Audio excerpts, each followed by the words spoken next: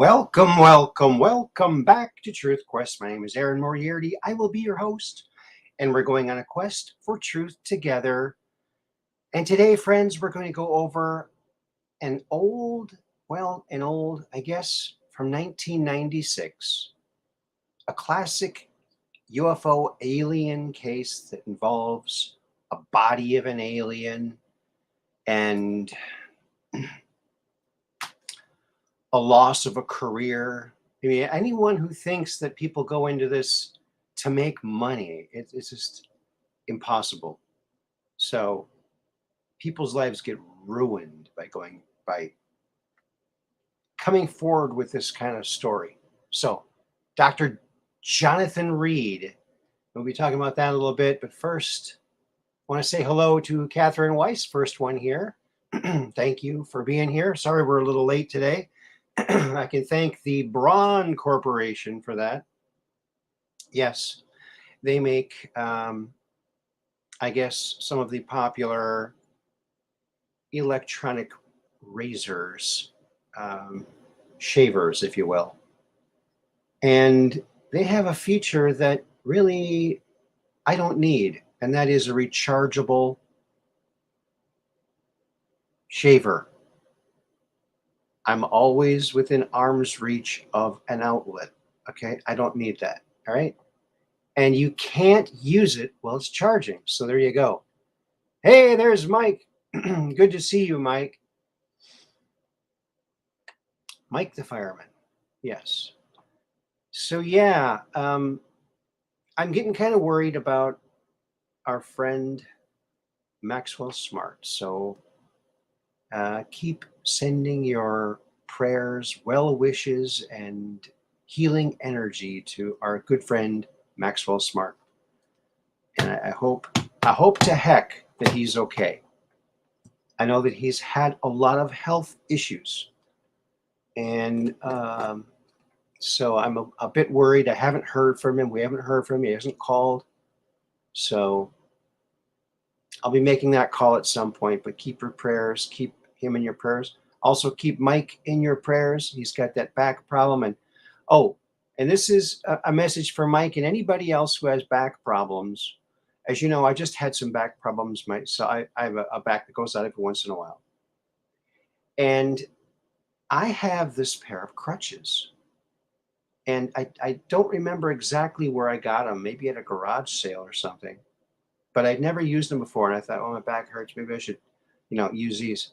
I just hang on them. I just put them under my arms and I would hang on them and like try to relax my lower body, kind of like and wiggle around a little bit and lift my legs up a little bit to kind of stretch that spine out, And after doing that for a few days, I'm telling you, it worked. It worked. It really does. Hello, Mud Rabbit. Welcome to the program. So if you have a pair of crutches, get a pair of crutches. You might need them someday anyway. And they're good to lean on. They're like a good friend. You can lean on them. And it will relieve some of the, gravity will now be working in your favor for your back. If you just hold on to those crutches under your arms and flex your upper body, but try to keep your lower body unflexed and just kind of hang there and let the weight of your body just straighten your back out. And that seems to help a little bit. It seems to help. Hey, Mud Rabbit.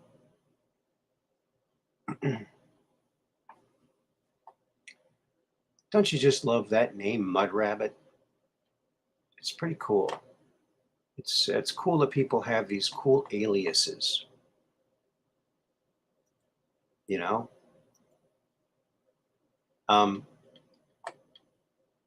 It's funny when I started many years ago, when I was doing my Elvis shows a lot, I had a stage name. Okay. And at some point, I was talking to a lot of other people in the ETA business, Elvis tribute artist business. And so my stage name was Elvis Aaron, because my first name is Aaron and Elvis's middle name was Aaron. So that way, if it's in a newspaper or something, they'll know it's an Elvis show because it's Elvis Aaron. But apparently, it's not good to use Elvis's name in your ETA name. So I went, okay, I'll just go by my normal name, Aaron Moriarty. So, and now in the Anon movement, it's cool to have. It's a necessity, really, sometimes. Well, friends, we're going to start today's show off with an amazing discovery. Amazing discovery because how many years have people known about the Sphinx in Egypt? How long have people been studying it, analyzing it? And if you remember correctly, it was defaced, okay? The nose was missing. So there's always that thought, where did the nose go? Where is it? And I think we've solved that problem. Take a look at this. See if you can't see the logic in this. Check it out. I mean, groundbreaking, I'd say. Most ancient dad joke in the book. Got your nose. There it is. That's what happened to it. Aha. Now we know. Oh, look. Look who's here. Peggy Dancer danced onto the scene. Welcome to the program, Peggy Dancer. And Cheryl, welcome to the program. Very good to see you.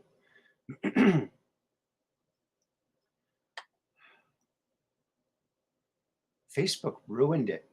Yes, Facebook ruins everything. That's their job. Yeah, isn't that amazing to see? Nowhere else will you see amazing discoveries like this that actually incorporate ancient dad jokes. There you go. How do you like them apples? I like that one. I'm kind of digging it. I can dig it for $1.49. Yeah. Used to be able to buy things for $1.49. Do you believe it? A lot of things. I'm wearing my guitar shirt. Check it out. It's got guitars all over it. Isn't that cool? It's very festive.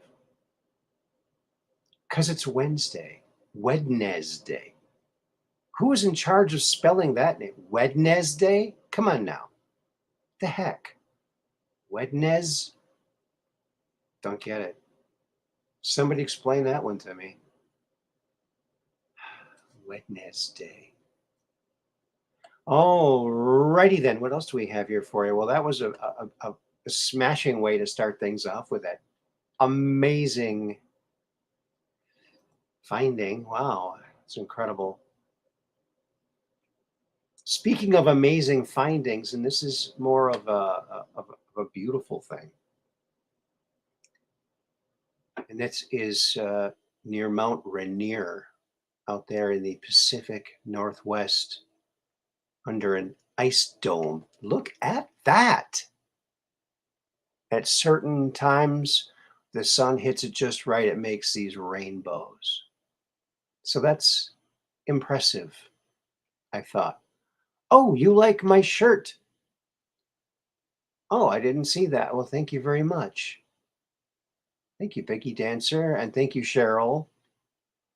Yeah. It's funny, you know, I was wearing this shirt. Hello, Jerry. Welcome to the program.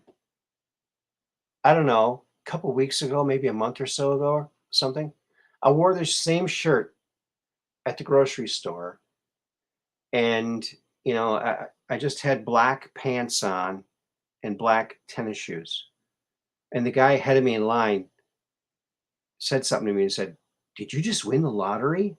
He's looking at the way I was dressed. I'm looking at my shirt going, okay, well, I paid $1 for the shirt because it was used. Maybe if you don't have a dollar shirt, people will think you are a lottery winner. You think so? It worked for me. It worked for me. Yeah, $1. And it's super comfy. Super comfy. Love it. And it's got these big wooden buttons. Check this out. It's got these big wooden buttons on it. I mean, you're able to see that. I don't know if you can see that. You can't see it. There, it just disappeared. That's my newest trick. My newest trick. Yes. So I thought that was a pretty little picture there. Pretty little picture. Something you would maybe mostly see like in Iceland or something like that. But it's right over there in Mount Rainier. And yeah. Isn't it amazing that people use GPS all the time? And even these drones, they use GPS. That's how they can stay in the air no matter what the wind is. They use GPS. But, you know, the military had it since the early 70s, the military. And so they, you know, they kept that since the 70s till what, the 90s? Is that some like time in the 90s when GPS became a public thing? Yeah. So we need like there should be like a 20-year limit on new technologies that could benefit people and society. So if they think of it like for defense and it's after 20 years, then hey, open it up, man. It's you had your 20 years, you know. A patent only gives you 17. So here you go. At Woodstock, okay, the coolest event that ever happened. Okay, that's debatable, but some people believe so. Okay. Jimi Hendrix, the coolest guy who ever lived, he was very cool, played the national anthem in front of thousands of progressive anti-establishment hippies, and not one of them protested. That's right. That's right. And that's what needs to unite us is our love of country and the things that are common to our neighbors and ourselves that they're trying to erase. Yeah, you don't have to look back very far when things were better, but we can make them better in the future because we are creating the future, right? And you know, that's interesting. Jimi Hendrix here. Yeah. Bingo, Aaron. All right. I'll take that to the bingo hall.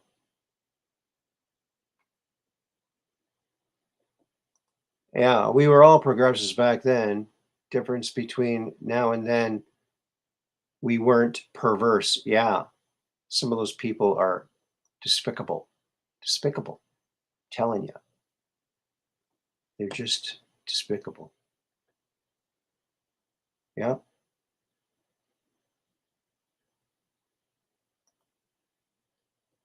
Yeah.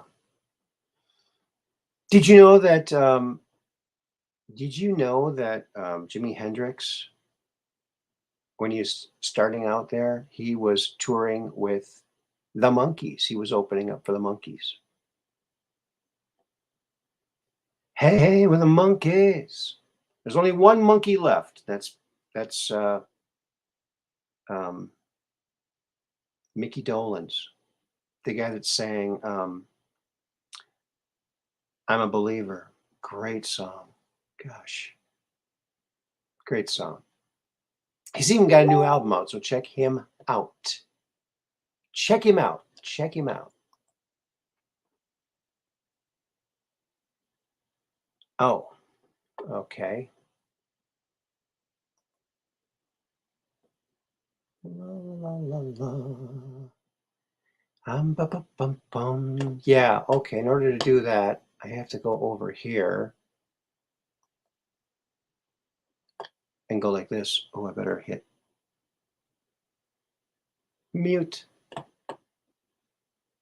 for a second till I can mute this. Did I mute it? Oh, tell me I muted it. Yes, I did. Oh, good. That means I can do that. Alrighty then.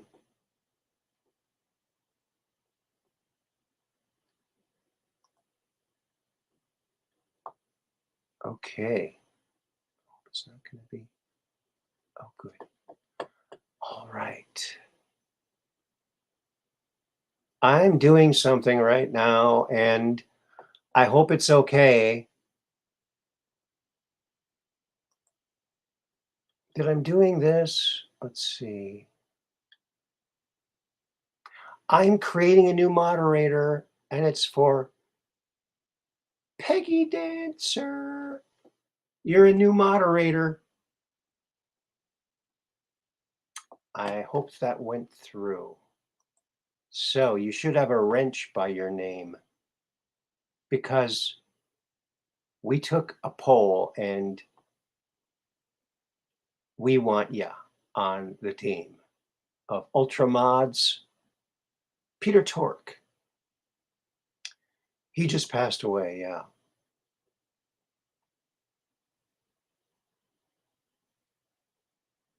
La la la la la. So, alrighty then. Davy was your neighbor? Davy Jones? Really? Oh my goodness, that is he was a cool guy. He was a cool guy. You know, there's an episode, I believe, of Ed Sullivan, maybe, where the Beatles came on. And before the Beatles came on, there were other acts. It was a variety show. And one of the other acts was Davy Jones, from who would in the future be from the Monkees, but he wasn't yet. He was just an individual singer. And he was singing some kind of love ballad or something. And when after he saw the crowd respond to the Beatles, he goes, wow, I got to get in on some of this. And he did. And I think they were the first band, even though they were a fake band, and they didn't get any money for that first record. Zero money. That's sad. Excuse me. I gotta take a sip of water. But yeah.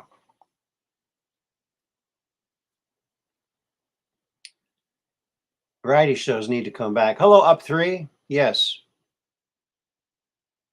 Peter died. Yes. Peter Tork died. They're all dead except Mickey Dolenz, is the guy who sang most of their hits, except the ones Davy sang. Yeah, variety shows do need, they almost have that with the America's Got Talent, is kind of like that. That's the only thing that it remotely resembles it.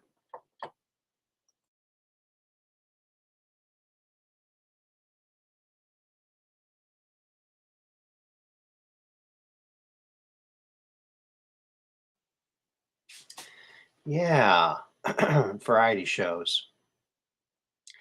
I was in the I was at a David Letterman show once in New York City.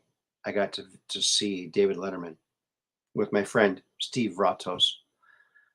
And it was at the old Ed Sullivan Theater. So, and it was in February. And they don't have heat in there. They don't have heat. So February is the middle of winter. Okay, so it was very cold in there. And they said, well, since the lights on stage are so hot that they can't have the heat on because they're going to roast up there on stage. So, okay, well, so that was interesting. A cool old building. A lot of history there. Ed Sullivan show, all that stuff. Hey, UFO Pirate 17, welcome to the program. Yes. Let's see what else we have here for you, friends.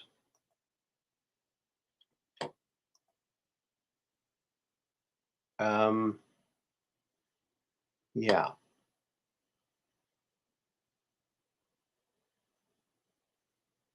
You know, museums are always great places to learn things. You can learn something you might not have known, find a new hero. You know, museums are just a learning place. And so I just love anything to do with museums. And so here's one right here. Check this museum out.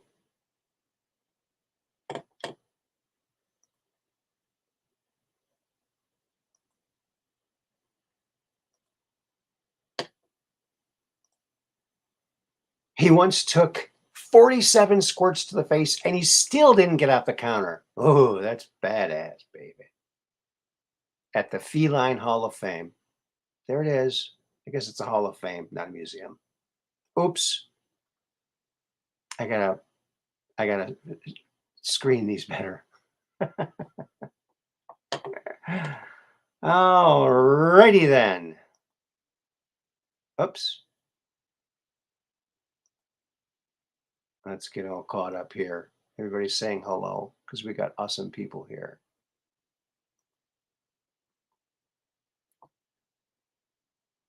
Be blessed, everyone. Love to all. There you go. We'll find time soon to hang out. Thank you, Aaron, for all that you do. You're welcome. You're so awesome as well. Wow. And so is everyone watching. Yes, everyone watching. All of our mods and our chatters are awesome. We got the best chat on the intranet. So, and you're part of that too, buddy. So thanks for being here. There it goes. Yeah. I love the way those cats look when they talk. They're so funny, the way they're drawn. It's very humorous art. Hey, Rabbit Dancer. Hey, that's a good way to combine two of them. Yeah, you can get two little hellos in there. There you go. Alrighty then. I thought that was a good one. Oh, man. I couldn't resist. Could not resist. But we have some serious things too, friends. Some serious and some correlations. Here's a good correlation.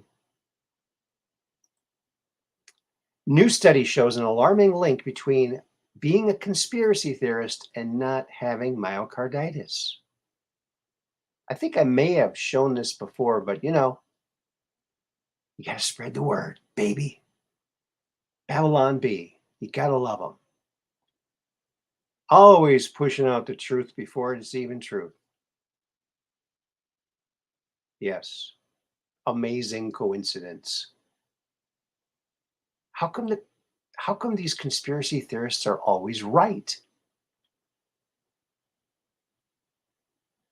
I'd still like them to explain their coincidence theory, right? Oh, falling asleep to you, Aaron, listening. Okay, listening mode. All right, Pirate UFO Pirate 17. I hope that you have a good dream. Oh yeah, love me some Babylon Bee. Yes, it's the kind of reporting we all love to see.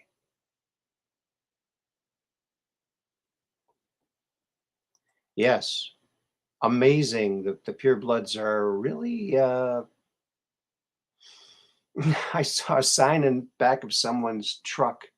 It said pureblood. I don't know how to say it without saying the word.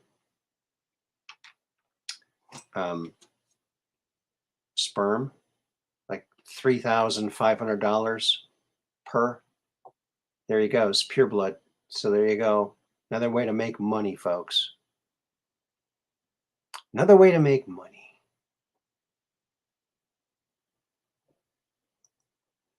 Yep. Thank you and love to you all. Ditto right back at you, UFO Pirate 17. Have a good dream. Sleep well, as Mud Rabbit puts it. Yes.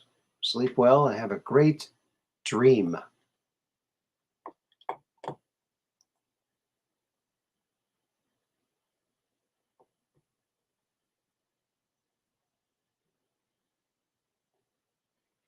Do you ever have a plan? It maybe be a makeshift plan, but it seems good at the time, but later it's like maybe it wasn't such a good idea. Check this out,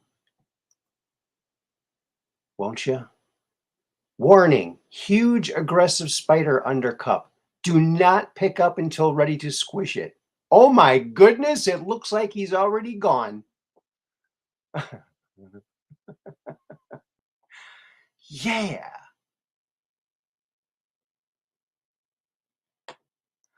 Yeah, good point, Mud Rabbit. Ditto as well. They lined us up when I was in second grade in Mrs. Squibb's class. I'm right in the front of the class. Everyone line up.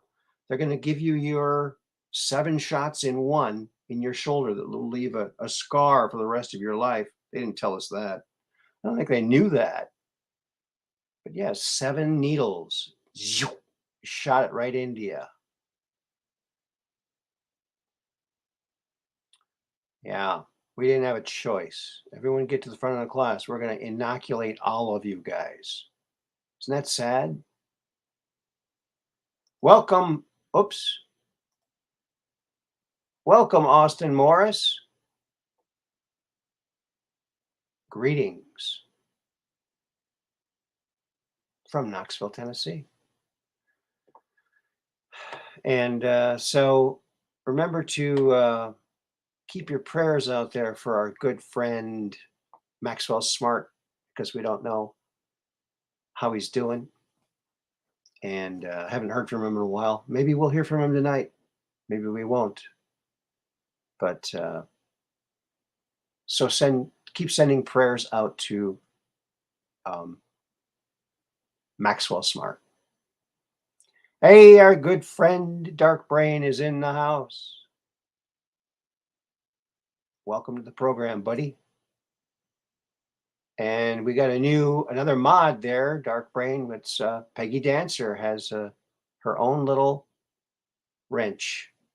So there you go.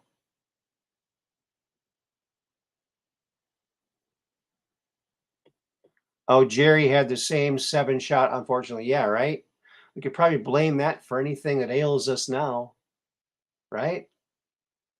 It's not like we had a choice there. There's some prayers right there. Thank you, Cheryl. Our nice mods are welcoming everybody. Thank you, Catherine. Hello, Aaron, Catherine, Mud Rabbit. Hello, Dark Brain, Peggy Dancer.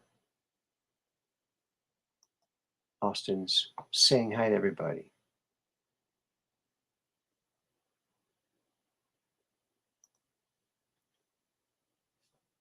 Yeah. So, if there's a spider, you better take care of it right away. You don't want to put a paper cup down. This is a funny gag. This might be a funny gag to play on someone and then film the response. That would be hilarious. Hey, it's Operation Shutdown. And remember, friends, and so nice to have you all here at the Truth Quest, where we're just downrange of strange, where the outrageous is contagious and the paranormal is the new normal. Truth Quest. Da da da da da da da da. Truth Quest. There you go. How do you like that?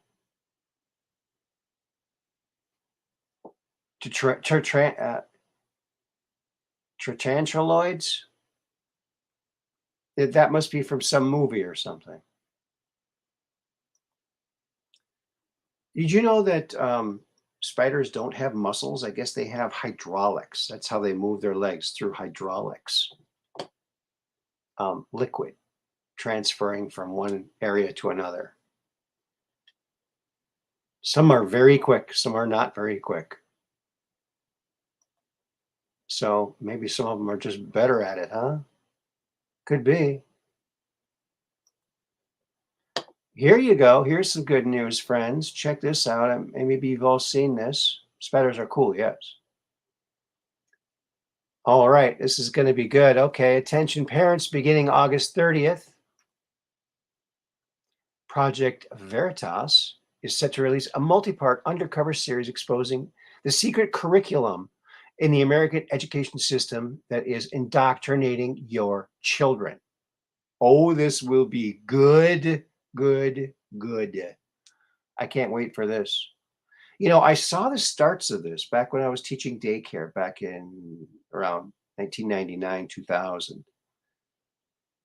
You know, they were starting to, you know, you could earn money by you know, doing certain things and exposing children to certain things. And I think that just was some slippery slope there.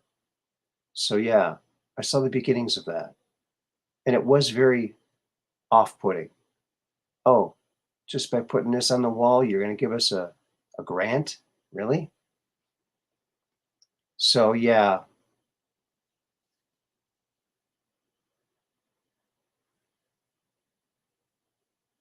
I heard Laura Logan lost her primary.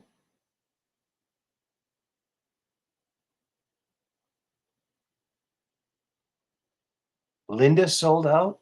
Oh, Linda Moulton Howe. You know, my opinion on Linda Moulton Howe is she's a gatekeeper. And, you know,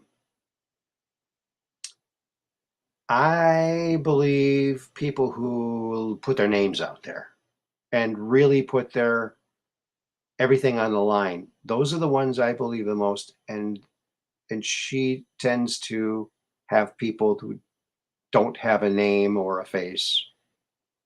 So I don't know. I think she's controlled opposition. And I really did not like the way she attacked David Wilcock when David Wilcock was promoting her. And I was just, it was despicable. I lost all respect for her. Linda Moulton Howe. She's one of these people. She's one of the Rockefeller people, funded by this Rockefeller guy, along with Stephen Greer and all these other creeps, to only go so far. And remember now, these people are not experiencers themselves. They are the heir apparent experts who always are on TV. But they're not. They've been promised that they would be the head of the spear when disclosure came down.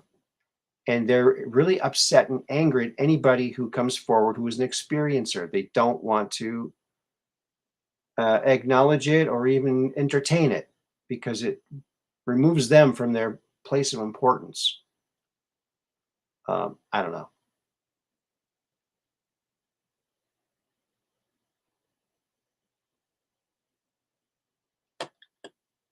Yeah. Yeah. Yeah. I don't do that. I don't hide anything behind a paywall. You know, I just, it's all free, baby. And that's the way information should be free. So it's the way I see it. And, you know, maybe I could make more money, but I get shirts for $1. So I can, you know, I'm really good at surviving on very little. So that's the way it goes.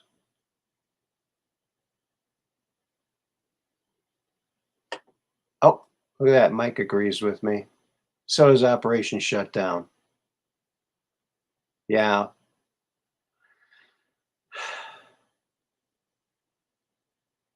It also makes them very wealthy too. Right. Who are they getting paid from? You know, anyone who's been in this business knows there's no money in it. There is zero money in it. And you'll be ridiculed and you won't be able to find a job. And it's terrible what happens to you. It's nothing good happens to you, but the truth has to come out. You know, things don't work out the way that you think they're going to, but you got to be. I just want the truth out. I mean, you know, they're spending trillions a year on these black budget programs. They're creating, you know, technologies that could benefit all humans, and that needs to come out. It needs to come out. All that stuff. All, you know, they could start by releasing all the information they have about Roswell. I think that would do a lot. Then they can go back all the way to the very first UFO encounter by the cavalry in the 1800s. Maybe declassify that. That would be a start. Where they came across some strange, very small gray beings with a disc-shaped craft in a big cave. Yeah, I think that should be looked into, or that should be released to the public. I think it's been long enough. I think we can handle it. But you know what? We might think we can handle some of this stuff, but when we come face to face with it, we might not be able to handle it. And that's what we're going to talk about right here. And that is, this is the creature that Dr. Reed, Dr. Jonathan Reed, took back with him from the woods. This creature killed his dog. And there was an interview with Dr. Reed, first one I've seen in many years, with Jimmy Church. And it's a great interview. You have to fast forward it till about the 38-minute mark, but I'll put the link into the deal here, so you can watch this, bookmark it or something, whatever you need to do.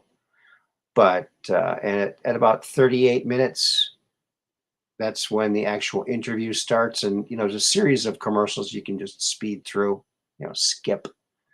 But he goes into heart-wrenching detail about everything. But he had this reflective thing in his day pack. He went out jogging, you know, to a path or a trail with his dog that he'd been on 50 times before. And in 1996, and his dog ran ahead of him, which did frequently, and he was barking like he did frequently, but this time the barking was a little like he was being cornered or something. So he went towards where the sound was coming from, and on his way there on the trail, he saw there was a branch on the trail, and it was about the size and the weight of a baseball bat. So he grabbed that in case he had to, you know, maybe there was another wild animal he'd have to fend off to help the dog. Hello, Andre Little. Welcome to the program. Doing good. Doing real good. Thanks. So he said the dog sounded really like in danger. So he came across this, he ran through some thistle, and he was right almost in front of this creature that had his dog. His dog had the creature by the arm, it bit him on the arm, and the creature was swinging the dog very rapidly back and forth, with his arm. And and, and Dr. Reed's like, let go, let go, let go. You're going to get hurt. Let go of him. Dog wouldn't let go. And then he said that part of the black outfit, which you can see the sort of where the neck is, had this black outfit on. Part of that black outfit that was near the arm that the dog had, it became like a hand and grabbed the dog's head. And with his other arm, he ripped it in half and killed the dog.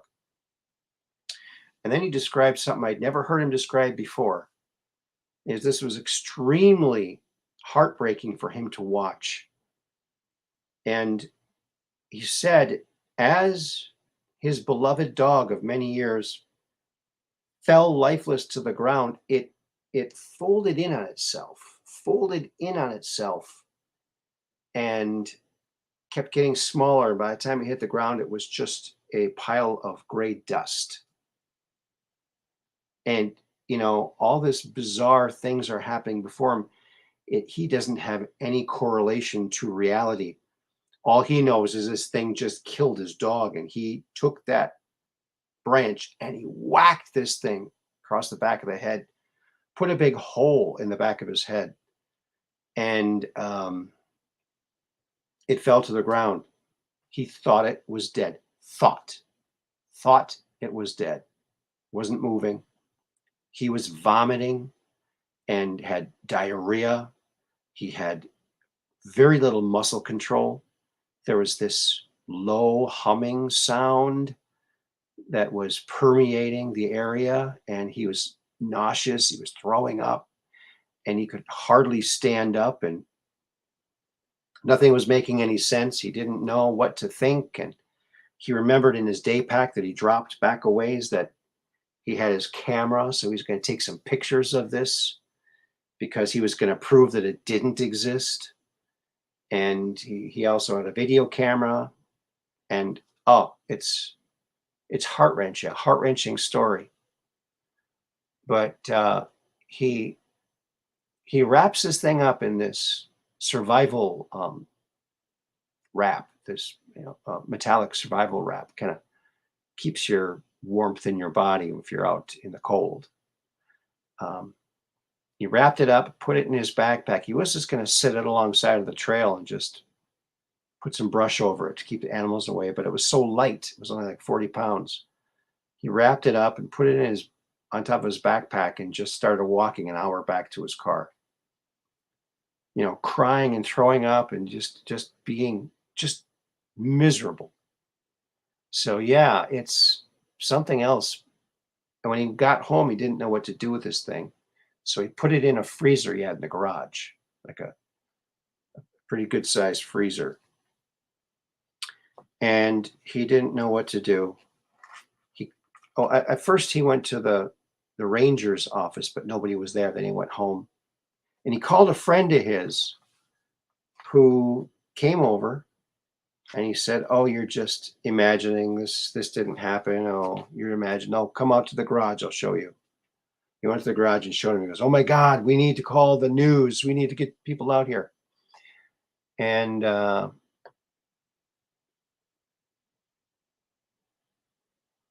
yeah, the foil had a gold tinge. Yeah, I think that's because of the he had not very good lighting for his video camera, and it was a very old 1996 video camera. It was in the forest, his face was white, but when he unwrapped him after being in the freezer, he was kind of brown looking like that.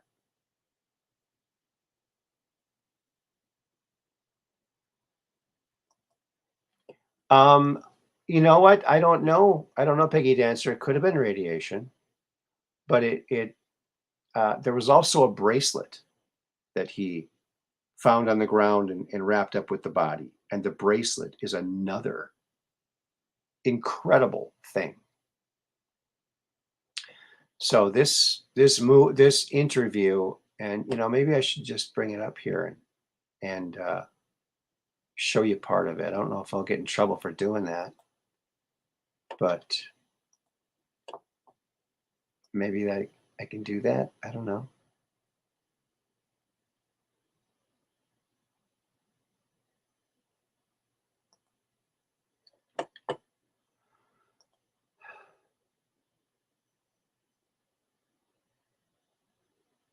Here it is. So this is Jimmy Church. And that's Dr. Reed on the right here, with the glasses and the mustache.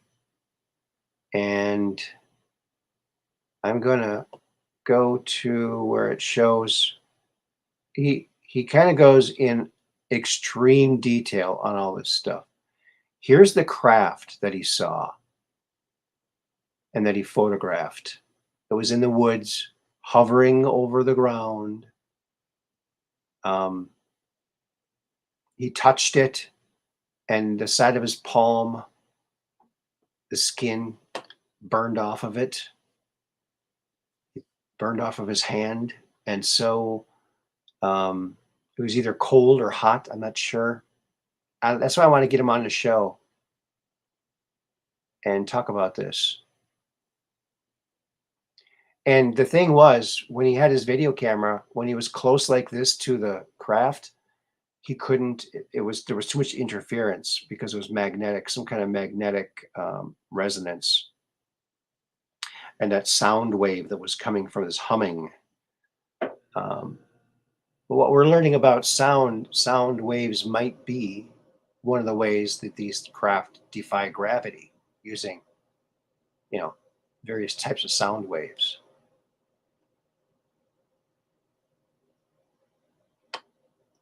Yeah. Yeah, you'd think it would be a bad thing to touch alien craft, but lots of people have done it. Some with no effect, others with bad effects, like Dr. Reed.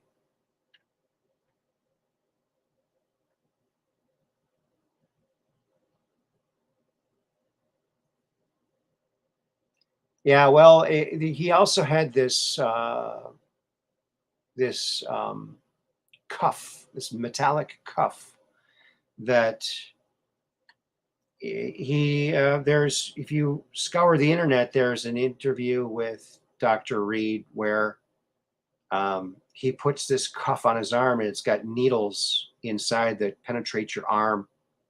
And he literally turns into a ball of light and leaves and comes back.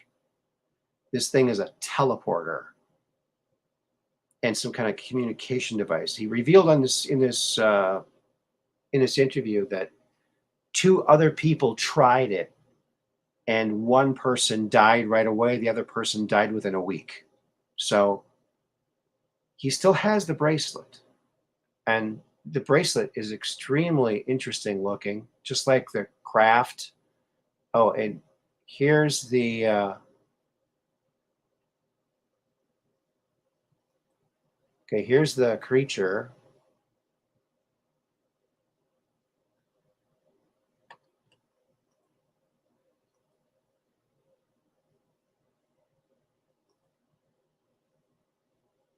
There's a part of his skull cap there in the back.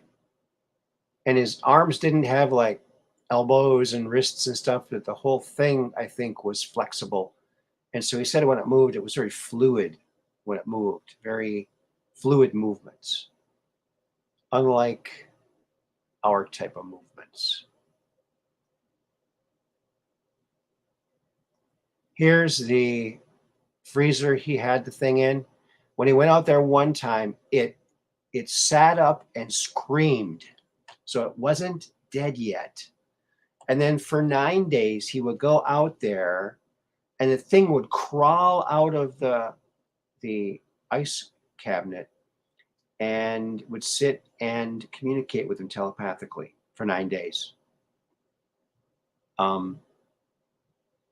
His friend was freaking out, and he said, "The people have to know about this. This is an amazing discovery. We need to call." He called the Air Force, everybody, the Army, everybody, and it wasn't long before they ransacked his house, took almost everything out of his house, even took the toilet off of the mounting, water everywhere, breaking holes in the floors and the walls, trying to find this thing. He looked in the garage after they'd left. If they took everything out of his house, he also ransacked his office. He was the head of his department there. He was a psychologist or a psychiatrist for 20 years. And someone called him and said, "Hey, someone's ransacking your office. What's going on?" And he said, "Did you quit?" He said, "No, no one should be doing anything in my office." So he called his own office and they said, "No one by that name works here." And so he fled to Canada. He lost everything. And if he hadn't have sent copies of these few videos and photographs that he had to friends, he wouldn't have anything because they took everything. This is your government, folks. Here he is opening the eye to show you the eye. And you can actually see the pupil on it. It's, oh my goodness. He's got rubber gloves on. He didn't want to touch it.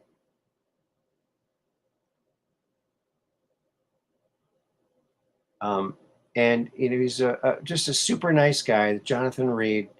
He never was ever into this kind of stuff, never even crossed his mind. And this stuff has literally ruined his life.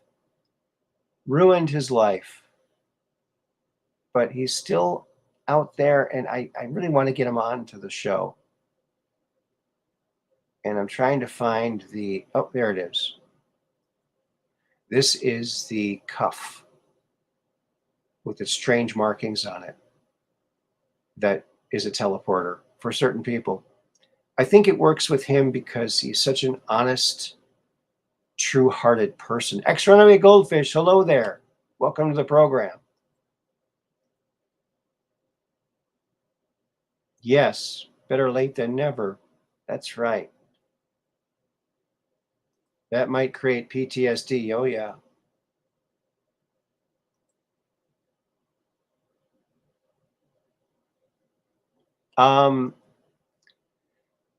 He said he spent a lot of time explaining to the creature that he was sorry that he heard it, but the creature didn't want to hear anything about that, didn't understand it, didn't register, just kept putting images, geometric images and things into his mind and communicating that way. I think he told me he had to slow down at one point. So yeah, we still have to learn what he learned, or if he can even remember anything. A lot of times people cannot recall what was downloaded.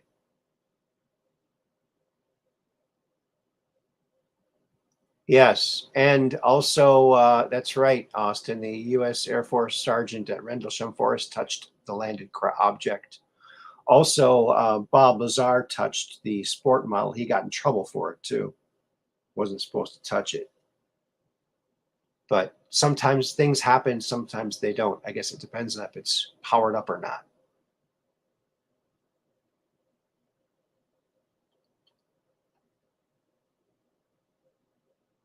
Okay. Yeah, isn't that an interesting looking cuff? And on the inside, there's two needles going like this. So, man, wow. And the footage that they show on this talk show where he was at, where he put this cuff on and it worked, he became a ball of light and left and then came back, then reconstituted right in front of everybody. And the videotape was all freaking out because of the obvious magnetic field this thing was creating. He says it doesn't always work. It's up to them if it's going to work or not.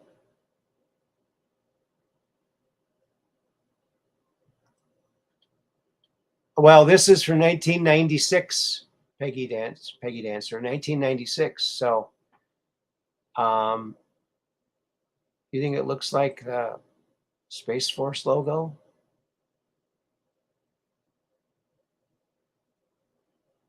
Definitely looks like some kind of hieroglyphics. What happened to the alien? Well, he does not know what happened to the alien, but the alien got away, apparently.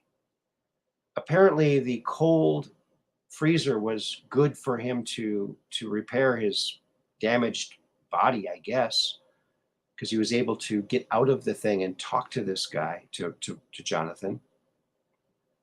And he said after they ransacked his house and ransacked his garage, he went in his garage and they took the freezer. The freezer was gone. But he said there were frosty footprints from the freezer to the wall, like going through the wall. So he thinks that he escaped, which means maybe he was able to cloak himself and go through solid objects, which some of these creatures can. So, but he still has the bracelet. He must have sent that to somebody before they ransacked his house. That's probably what they were looking for, was the bracelet too. But he still has the bracelet. He said that there's a number of people, close friends of his, that have parts of where it is, and together no person knows everything about where it is, apparently. But it's in a safe place, apparently. So yeah, very interesting. He thinks he got away. But yeah.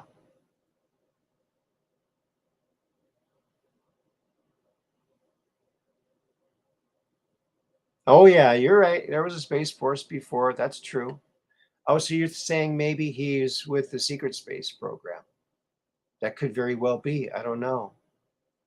You know, it'd be nice to know. That's why I want to get him on the show. Yeah, the men in black came and they ransacked his house and they took everything out of his house. He said they didn't leave much.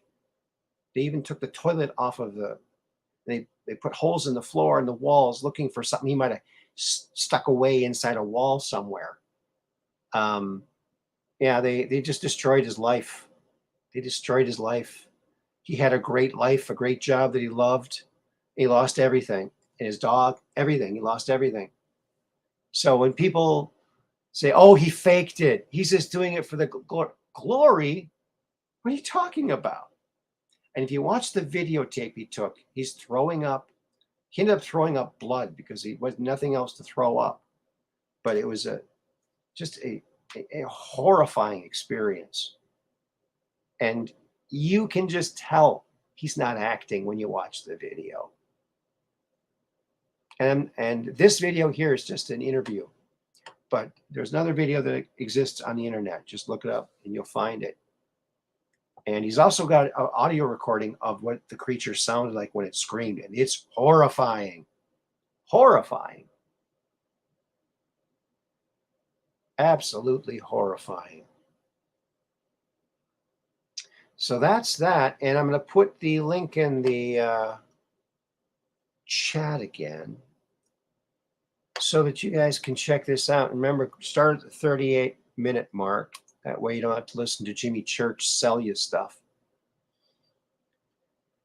And get right to the meat of the matter there. And I basically gave a summary of the whole show, but if you want to look at it, it's very intriguing. Very, very intriguing indeed.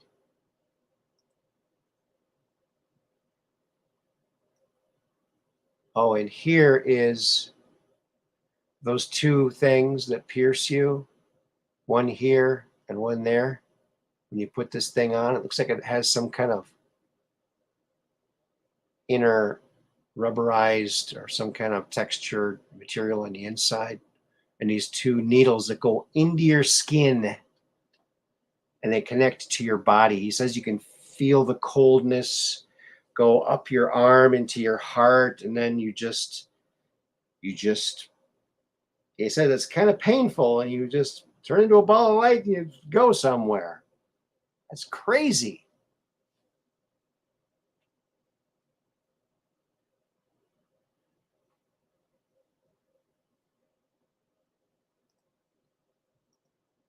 Right? That's sad. Rather than ruin his life, they could have offered him riches with the threat of ruin if he didn't comply. That's a very good point. That's a good point. Yeah. And it's so weird, too, because it wasn't really him that wanted to let this out. It was his friend that he trusted. So, yeah. He just wanted to get rid of this thing. That's why That's why he stopped at the Rangers to just dump it off there. He didn't want it. He did not want it. It was a traumatic experience. Why would he want it? He just didn't know what to do. He was going moment by moment. There was no rhyme or reason for the way anything was happening. His mind couldn't even wrap around what the heck was going on. You know?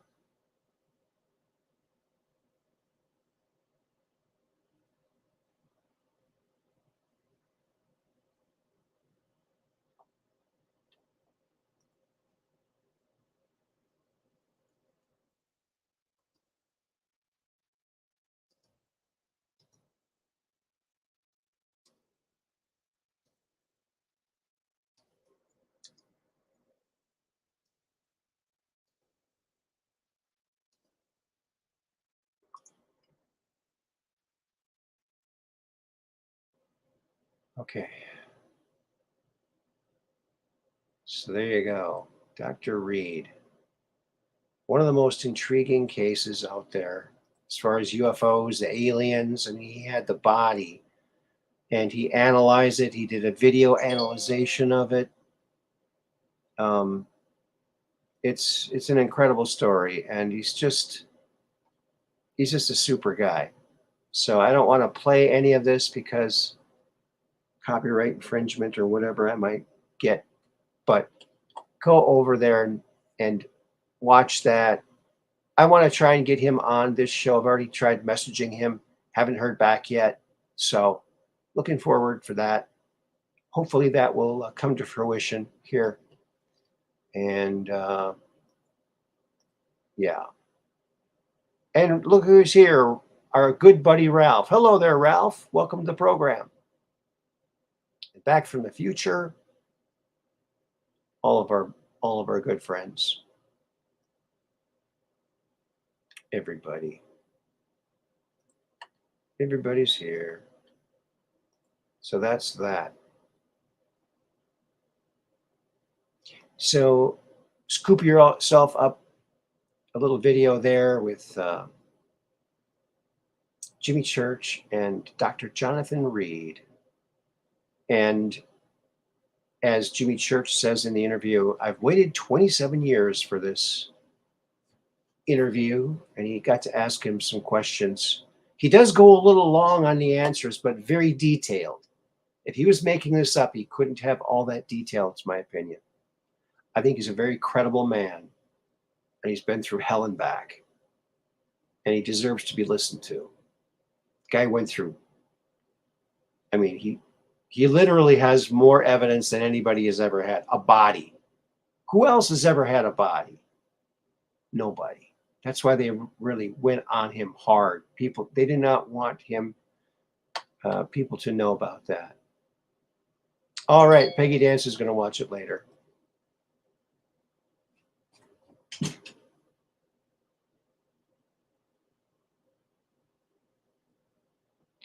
Okay. There is the awesome tees and hoodies. Check them out. Truth Quest merch. You can wear Disclosure and Skinny Bob. You can get the old Skinny Bob t-shirt. Wear Skinny Bob around and give him some more exposure. Oh, sent photos of your dogs that you will defend too. Yes. Can you imagine him going through that? Unbelievable.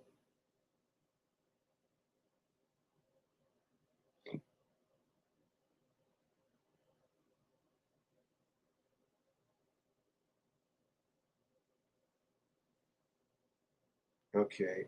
I don't know how to get rid of this.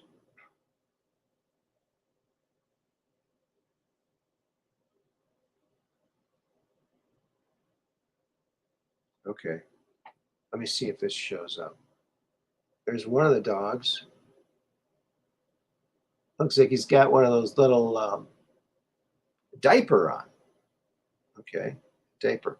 Here's another one. Look at the face of this guy. Look how friendly he looks. Cute. That's a good dog right there. Looks like a chocolate lab. Yeah. But that's not chocolate you're stepping in. It's the chocolate. The lab is chocolate, not the dog craft. There you go. Yep. I mean, can you imagine what he went through? To go through what he went through and then to be treated like he was treated? Disgraceful. Disgraceful. Absolutely disgraceful.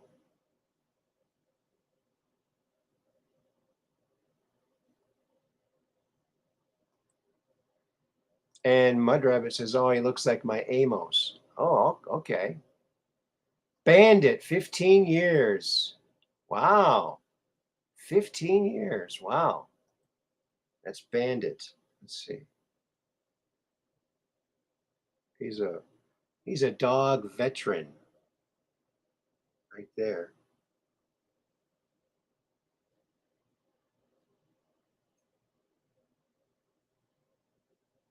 Yes.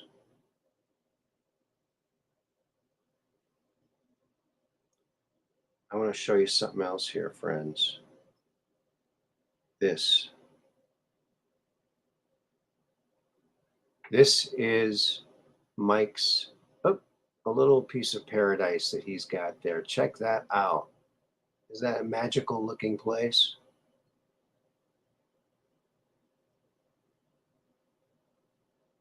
Let's see if I can get close. Oh, it's disappearing. Come on. I'm disappearing. Yeah, it's a really cool. Oh, I hate this green screen. Very cute dogs.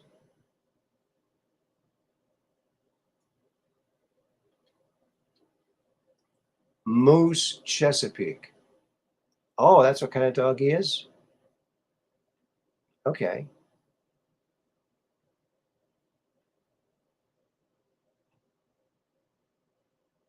Very cute dogs. 15 years. Oh, wow. Yeah, that's. He looks like he's in really good shape for that age. And um, for dogs, especially larger dogs, um, you might want to try, if you're looking for a new dog food, you might want to look into um, Gentle Giants dog food.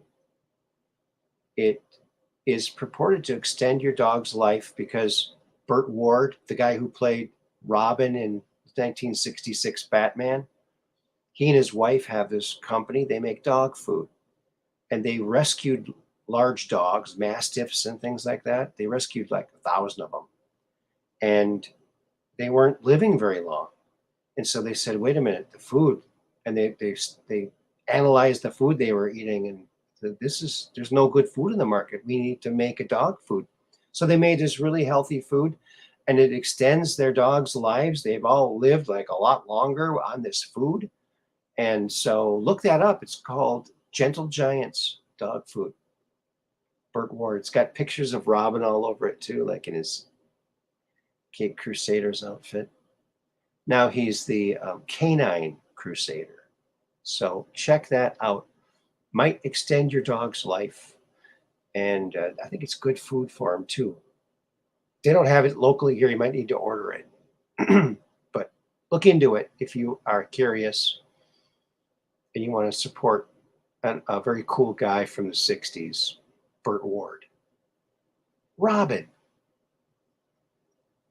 Batman's sidekick, if you will. Yeah, that's pretty cool, huh? Oh, you cook for your pets?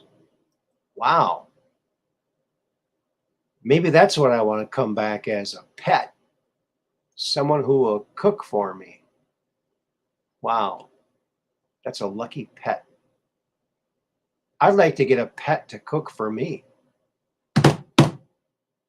Yeah, I got a dog. Really, for companionship? No, dog's a great chef. Boy, really can cook. There you go. That'd be kind of cool.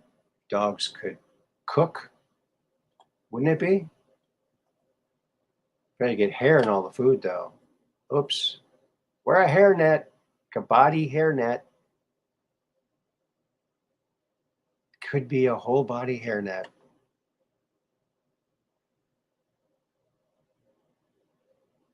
Okay. All right, friends. So guess what I found today? Look what I found. A new nebula. It's actually it's from several Hubble photos kind of stitched together to make a panoramic view. So I think that's pretty. Look at those colors. So guess what I wanted to do with that baby?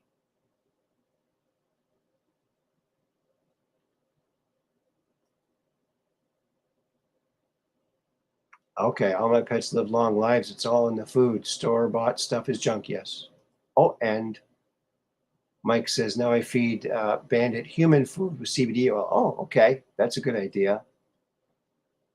That is cool. Isn't that pretty? Yes, that's beautiful, isn't it?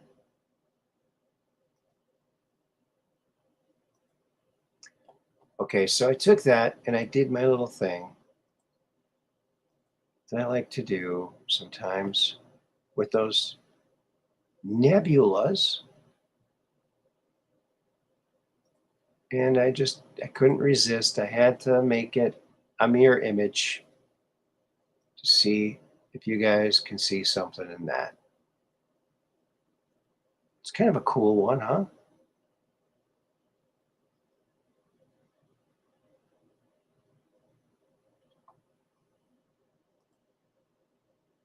Oops.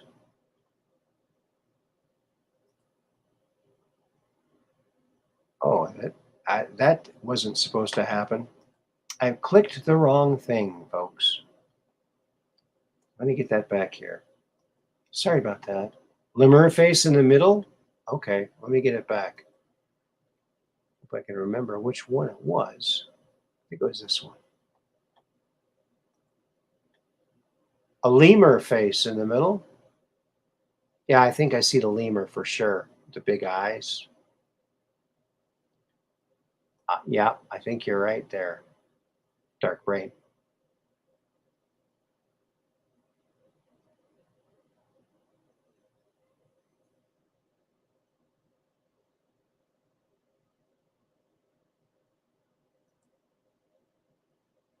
I love the blue and brown nebula. Oh, and Austin says, Wall Thornhill says, everywhere you look, you'll find helically twisted filament pairs and braids. Look at the fine texture and you will see that. Wow, interesting.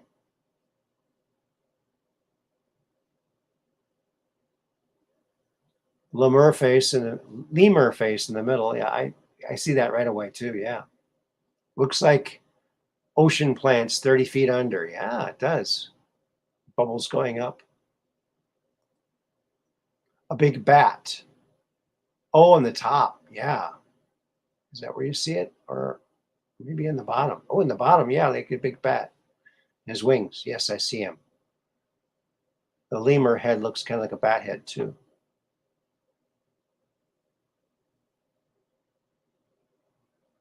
You see the baby bat. Ex runaway goldfish. Thanks for that. Yes. Everyone's concurring. Baby bat. Yep. Lemur face, baby bat. Yeah, that's the thing is whenever you have something natural, you can see natural things in it, especially when you mirror it because you get symmetry. And most faces of most animals are symmetrical. So you're going to get faces, face-like structures. Agree, bat. Yeah, I should say so.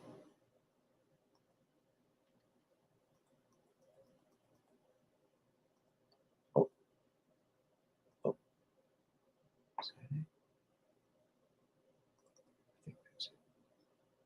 So guess what we're going to do now? Flip it, baby. Let's see. Maybe we'll add a little more dark.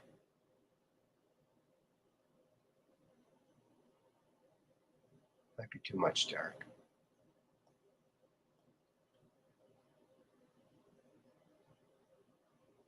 I don't see as much there. Do you guys? I think it was better the other way. It was better the other way. Maybe it almost looks like a turtle head in the middle now. Like a turtle swimming towards you. A sea turtle is with his front fin feet pointed up. He's taking a breath stroke. Now the bat is hanging. Hey, there you go. And send Aaron your photos, stories, and pictures to feature on the show. There you go. hotgamesandpuzzlesllc at gmail.com. Snail mail, HG&P, P.O. Box 711, Sturgeon Bay, Wisconsin. That's Wisconsin, WI 54235. And there it is. Yeah, turtle face. That's neat when we all can see something. Sometimes it's hard for someone to see one thing, but we got consensus Rorschach here, right? Consensus. Face on the top, golden, greenish yellow. Oh, yeah. There is a face up there. You're right. Almost like a Frankenstein-looking character. Alien with a clear dome helmet or something. There you are. That's that one. We got more. Oh, yes. We got more.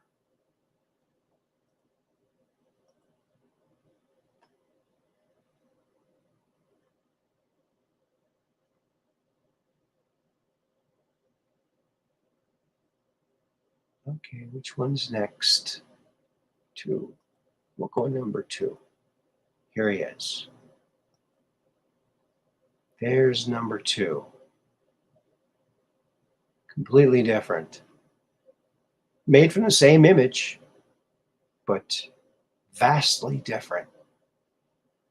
That's what I love about this.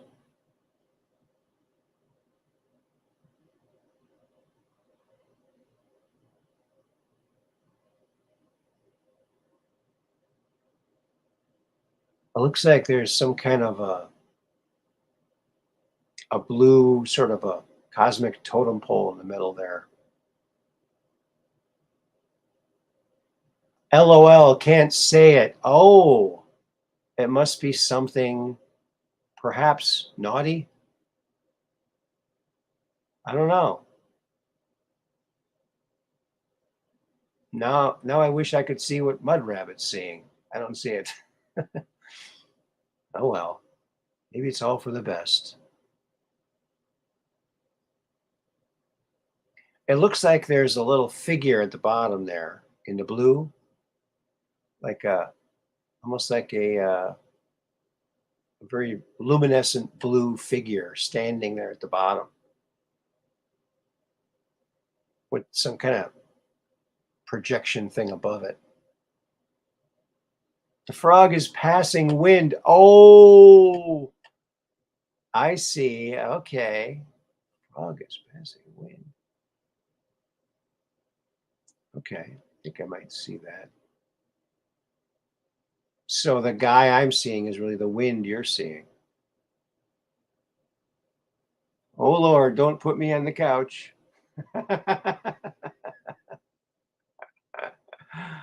Oh, Lord, don't put me on the couch.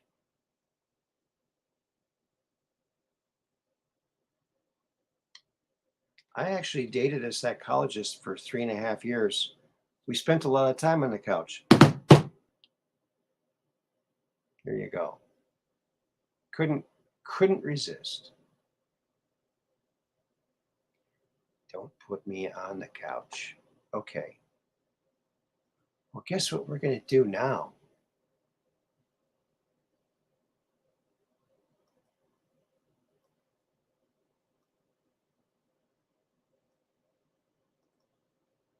We're going to flip it.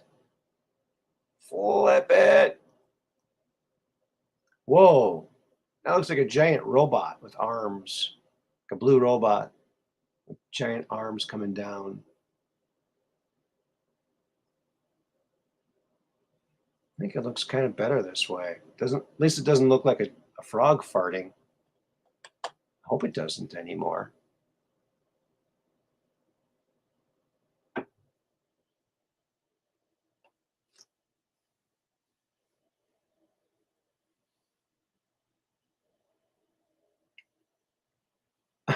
Self-propelled space frog. There you go.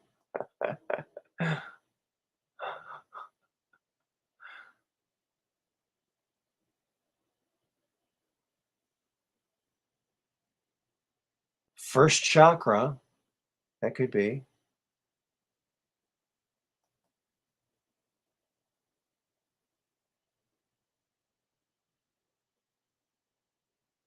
Now he's going the other way. Oh, okay.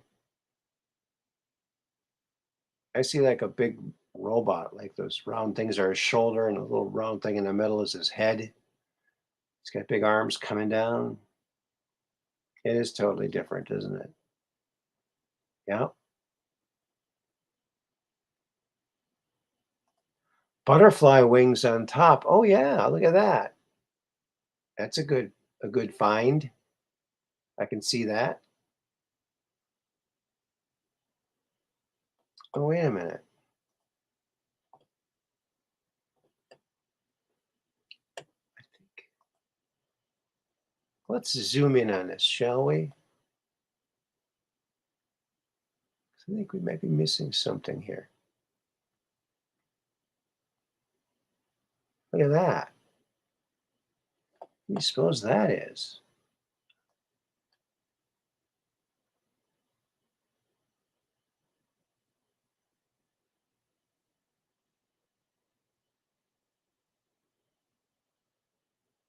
What do you suppose that could be?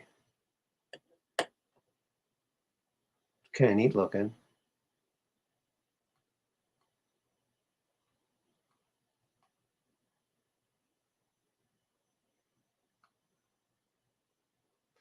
Okay, this looks kind of like he's got like the head of a cheetah right here, or some kind of cat looking over or something. I don't know. Who knows? Owl sitting on zombie head.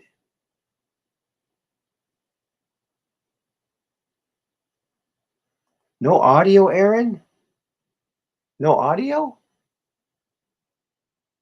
Can you guys hear me? Give me a 5x5 if you can hear me. No audio, huh?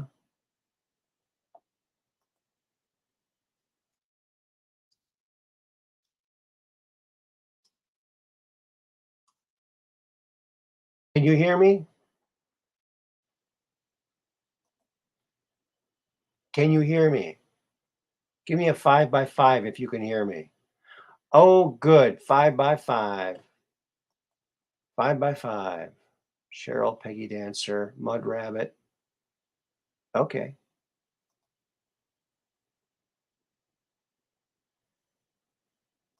Oh, good. You're back. I'm back. 5x5. Thank you, folks. Appreciate that. Yep. Stuff like that always happens, right? So that's that one. So let's move on from that. Shall we now? Thanks, Catherine.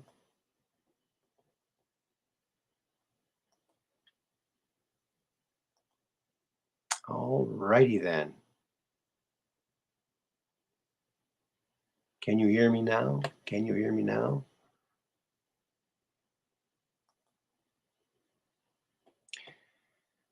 You know, it would be nice to get some kind of recognition for always being right. So this is what it feels like nowadays. And don't you agree? Me, if conspiracy theories coming true was an Olympic sport, yes. Lots of medals. Lots of medals.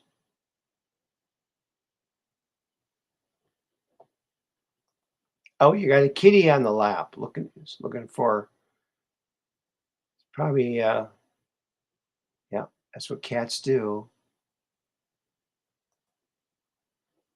They want to be the center of attention but then they want you to ignore them, right? At the same time. They want attention but be ignored all at the same time.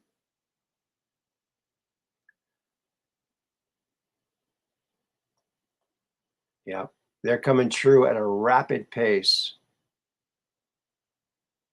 And there's actually a big shortage of conspiracy theories because they're all coming true. It's just something. It's definitely something. Here's number 3.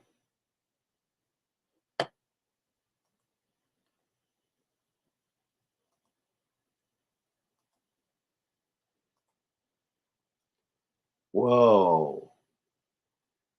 That looks like some kind of reptilian creature in the middle with a hat.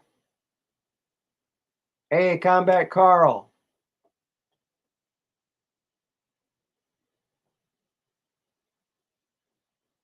Good to see you, buddy. Yeah, I'll give her that after the show here, as soon as I'm done. Yeah. Carl asked me to do something, and I'm scatterbrained. I have not done it yet, so sorry about that. Have not been myself recently. A praying mantis bug on top? Okay.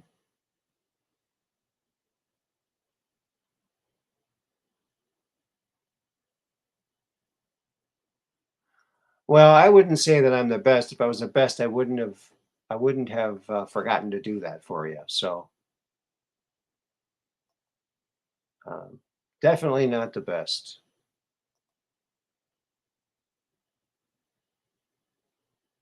So this is a kind of an interesting one. It really does look like something, some kind of creature. Does not look like a friendly creature in the middle there. Ew. An alien with a helicopter beanie. Yes, that's it. It's an alien with a helicopter beanie. I knew they existed.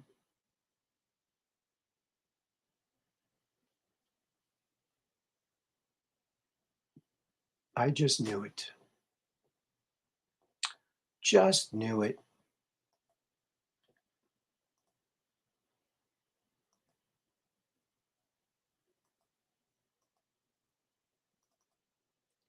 So guess what we're going to do now? I bet you can't guess.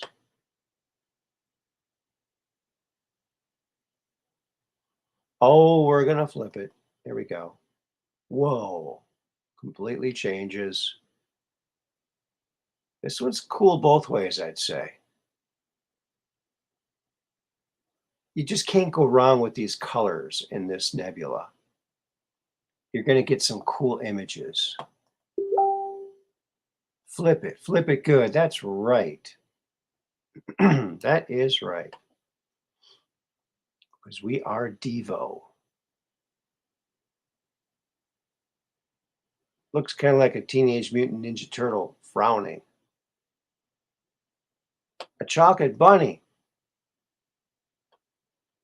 A rabbit and a Lone Ranger mask. Okay, I was seeing that as a Teenage Mutant Ninja Turtle. Yeah, he is a rabbit. He's got rabbit ears. You're right. Oh my goodness, look at that. Yeah, interesting. It looks like a stoned Muppet, doesn't it?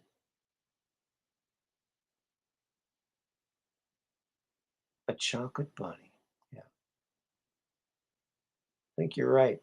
chocolate bunny, and a rabbit with the Lone Ranger, chocolate Lone Ranger bunny.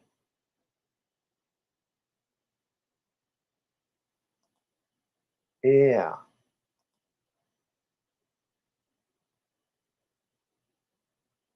Maybe we should zoom in on this. See if we can't find anything here.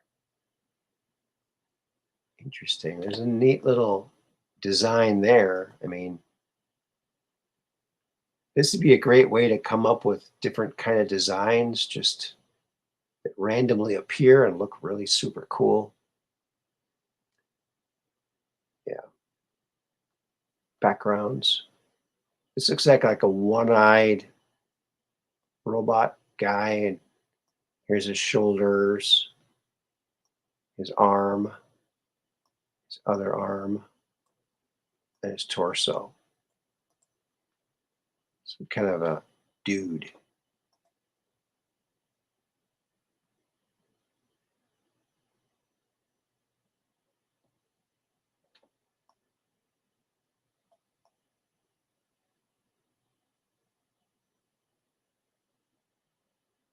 There. There we go.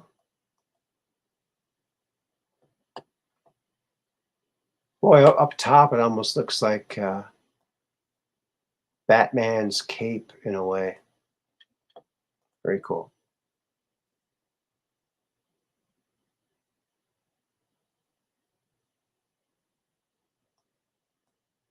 Yeah.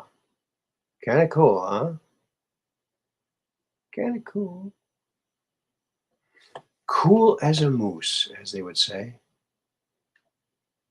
Well, let's get rid of that one. Try to get this next one. Let's see what we can find in our little fun game of find the hidden whatever you want it to be.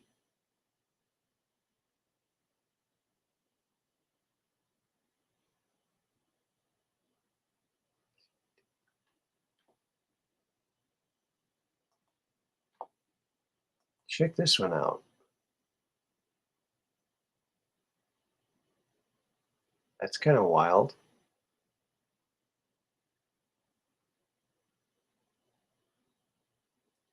Like the great and magical Oz is there in the center there.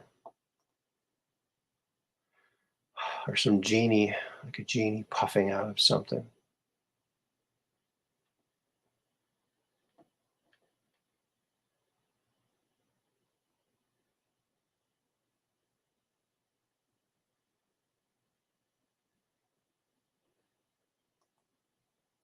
Okay, Clay 2, Barada and Nick 2. I don't know who that is. Seahorses. Okay. Cheryl sees seahorses on the sides. Yes, that does look like seahorses. You're right. And so does Mud Rabbit. Seahorses. Oh, from the movie. Okay. 2 rows of seahorses. Okay, yeah. Wow. It does have an underwater feel to it, doesn't it? Oh, The Day the Earth Stood Still. Oh, that's why it sounded familiar. Okay, thank you very much. You guys are great. You guys know everything. The Day the Earth Stood Still. That's right. Oh, look, Mud Rabbit got it before Austin. See? Mud Rabbit's awfully quick. Awfully quick.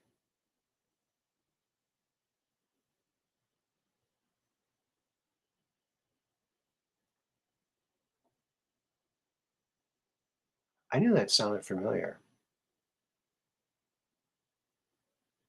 I just had a feeling. I got a feeling. I got a feeling that you love me only. Well, I got a little feeling that you really do, really do. And I never had this feeling until I fell in love with you. That's an old Ricky Nelson song. I Got a Feeling. Great song.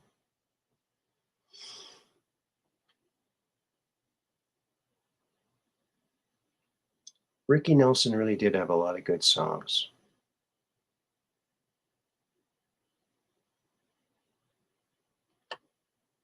Oh, Aunt B from Andy Griffith Show was in that movie. Okay. I think I remember that.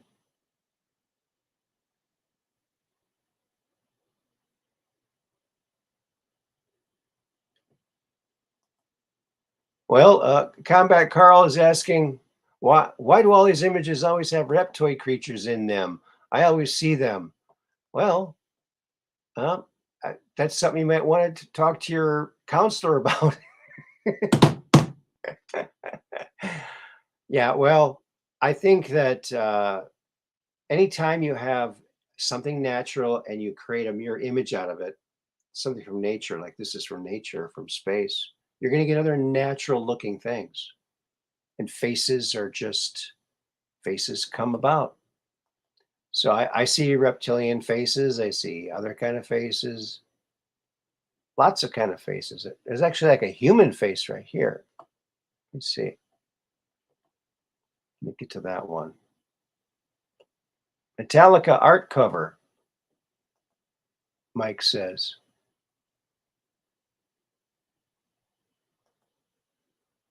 Here it is.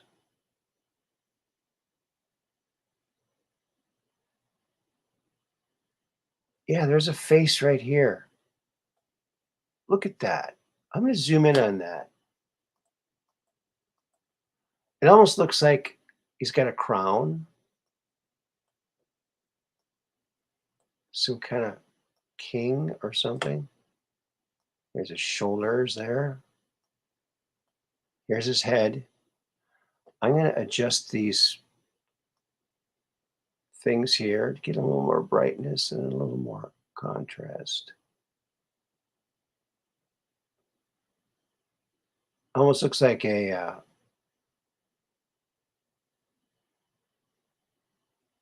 cat person.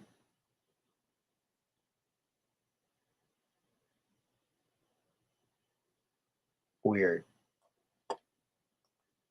Very weird.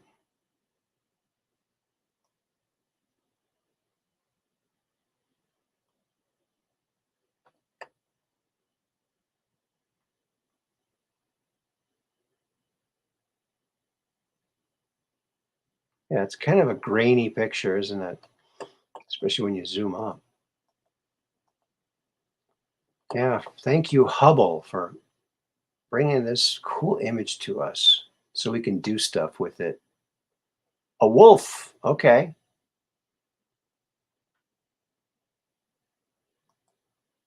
They look at you and say, yum, ziba, ziba.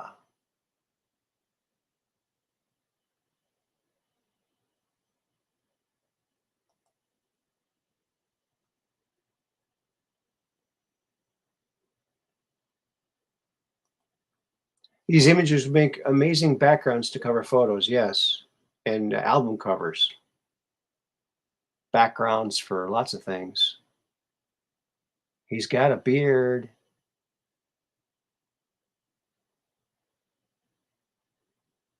I think it could be like Jesus.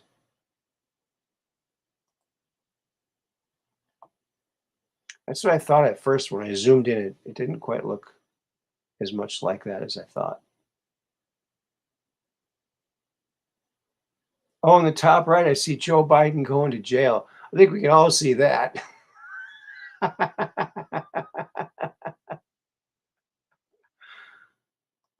Oh, right? Remember that movie? Where that kid was seeing those people? Yeah, Joe Biden, he okayed the stripping of executive privilege, presidential privilege. I don't think a sitting president can do that to another president. That's that is just Unbelievable. Just unbelievable, you know? Have I flipped this one yet? I don't think I have I? Did I? Did I already flip it? Maybe I did. Maybe I didn't. Let's flip it and see. No, I don't think I did. But I'm kind of sick of this one. What do you guys think? I'm going to go right to the next one.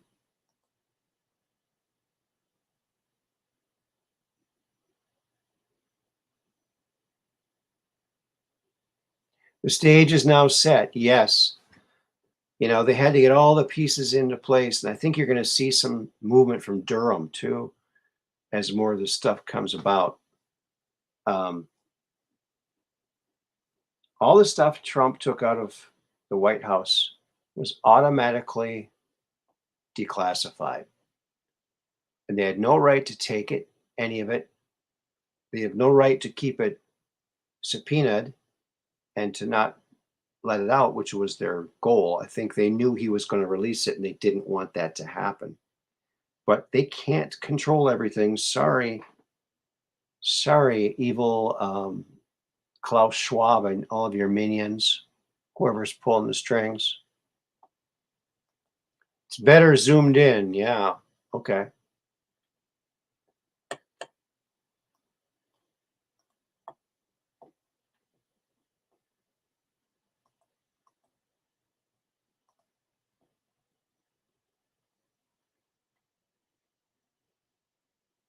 Oh, there's a face right here. Look at that. It's kind of like C-3PO in a way.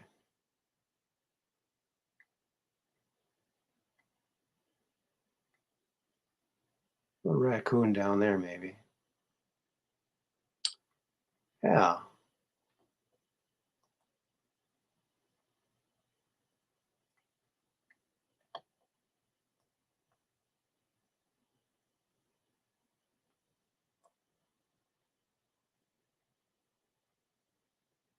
There we go. That's pretty much most of it right there.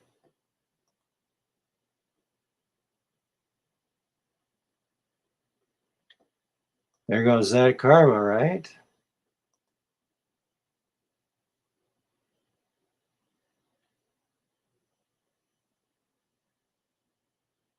Every every law that the left claimed Trump was breaking, the left is breaking now. Every single one.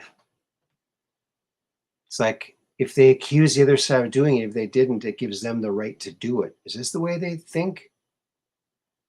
Oh, he did what we thought he did. We just couldn't find proof. Let's do it too. What is that? That's like 7th grade bullcrap. But I think when you run your whole operation with fear and blackmail, you get some wonky stuff, don't you? Don't you? That's right. That's right. Okay, we're done with that one. We are done with that one. It's going to be a little bit shorter of a show tonight, folks, because we got a late start. So we're not going to be. Speaking of Bonehead, there, the ice cream eater in the White House. Now, wait, Joe is as sharp today as he ever was. Yes, we know. That's the problem. Yeah. That's right.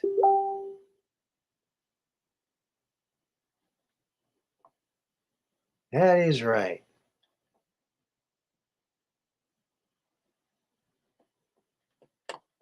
Yeah. Mm-hmm. Okie dokie, Pinocchio. That's right. He's not quite there, is he? Not all there. Yes, I'm most of the way through seeing that. That's a good one. Go check out Red Pill 78, Zach Payne, Corruption Detector on Rumble, BitChute, Foxhole, all the good places with Ivan Reichen. Yes, really good information. And so Red Pill used to follow this guy on Twitter, and he's given lots of truth. He knows all this stuff because that's where he comes from. Very interesting guy. They're going to be doing a lot together, I think, and it's going to be great. I can't wait. I can't wait to see what comes of all this and to finish watching that. So yeah, go watch that, folks. It's great. Great, great, great. It's too cool for school. You got to go watch it.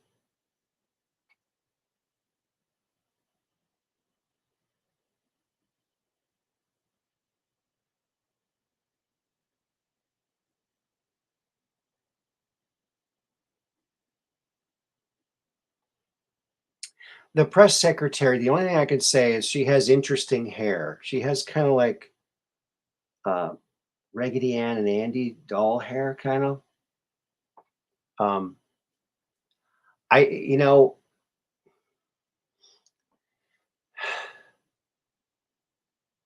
such interesting hairdos uh, are possible with different kind of hair.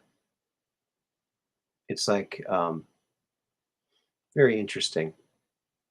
Talk to a hairdresser about it. It's very interesting. So many different things that you can do with different types of hair. And I think that people of color have they have their hair has an incredible ability to take on almost any shape. It's amazing. It's really kind of cool. And yeah, and she's not the sharpest tool. No, she's only allowed to say what's in her little binder. And yeah, well, how could anyone do good? Look what she's defending. I mean, look at the horrible policies they're defending. Yeah, it's terrible.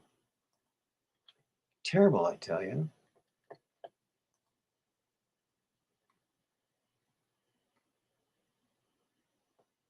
Okay. This is the last one, folks. So here it is.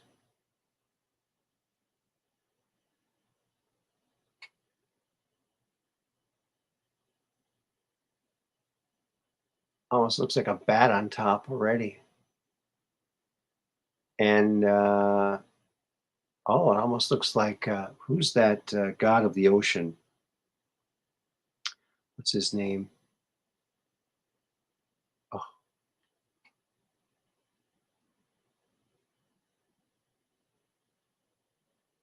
yeah, I agree with you. She's not. Oh,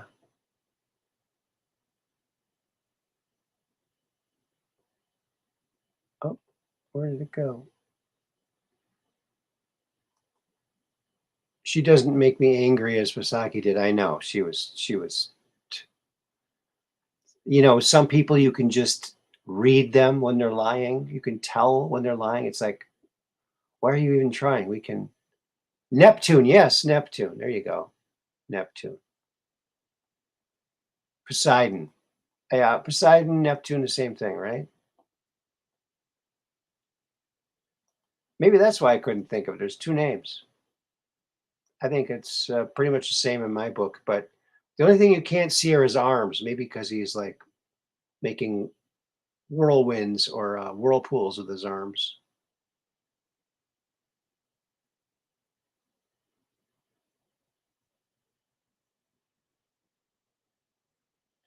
I know. Yeah, Peppermint Patty. I love the way that Dan Bongino kept calling her Peppermint Patty. Oh, I know that that's the picture that you use sometimes, Mud Rabbit. And I'm not talking about, I think Peppermint Patty, the character is cute, but the fact that he would call her that in not so good of a light, you know. A space Bigfoot. Oh, yeah. That could be.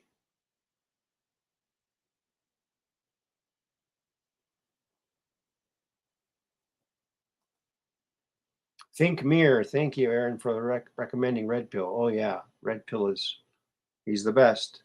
Best in the West. And you could just tell by the energy between those two, they're just bouncing off each other, and it's a fun interview to watch.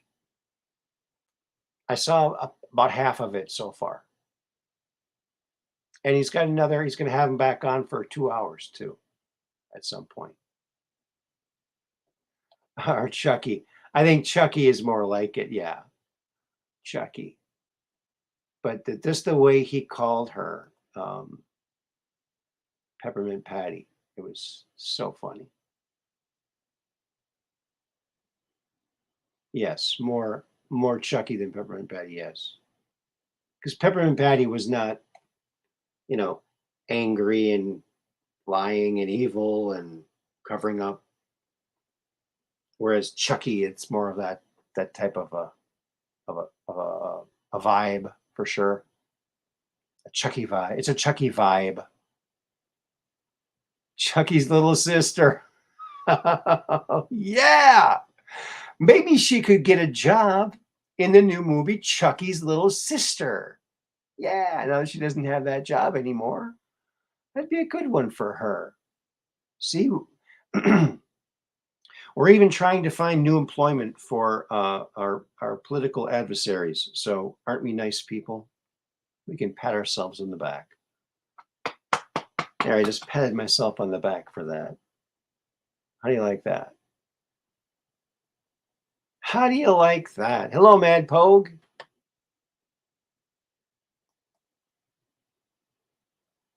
Raggedy Ann and Andy. Learn to code. Yeah, exactly. Learn to code. Okay. Oops. I didn't mean to do that. I was going to flip it. So we're going to bring it back and flip that thing. All right.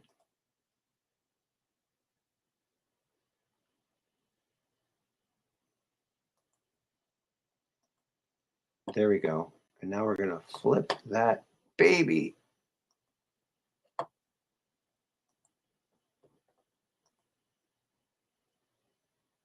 Is that it? Yeah, I think that's it. It sure is. We're going to flip this thing. Look at that. Wow, it looks like a little castle right here, like some kind of heavenly castle up in the clouds there in space. Pretty cool, man. And some kind of cosmic chandelier here, providing all the cosmic light. It's kind of cool. I like that one. From the same picture, I just turned it a different way. Yellow fishes, too, and a fountain at Neptune's space Bigfoot's feet with a black bottom on it. Okay, runaway goldfish.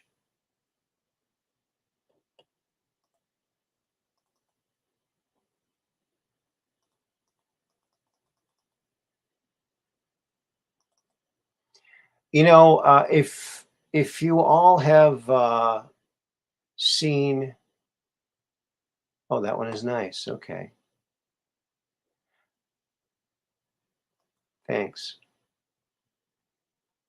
I'm sure you've all seen Rand Paul totally destroying Anthony Fauci whenever he's up there giving his lame excuses and not answering questions. But Rand Paul has plans for Fauci, and I think we might have a clue right here. Check this out. What Rand Paul has in store, has in mind to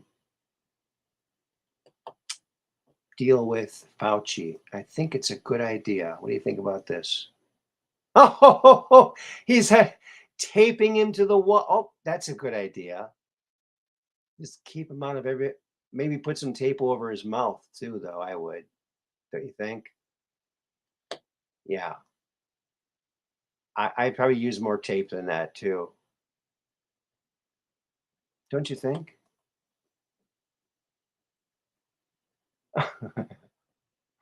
I almost lost my coffee over that one.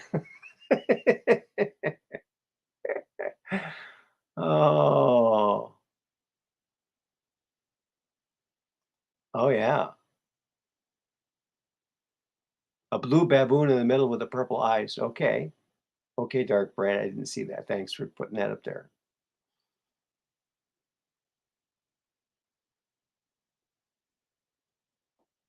Robert F. Kennedy Jr. has a video out, Fauci.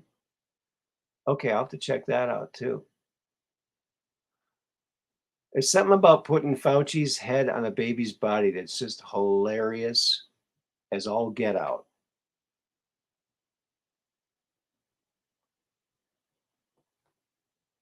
Remember when Trump had Fauci up there and he would say a few things and Fauci was behind him and he said, oh yeah, we got to send it back to the Senate or the state. He goes, yeah, I call it the deep state. And then Fauci was cracking up. He was trying so hard to beat back. That's how good of a humorist that Trump is. He can make his enemies laugh. That's talent. That is talent. That is big, big talent.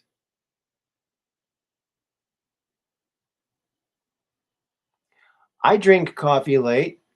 Mad Pogue, you're asking if Mud Rabbit does. I'm drinking water right now, but before this, I was drinking. I think I drank 2 or 3 pots of coffee today. Yeah.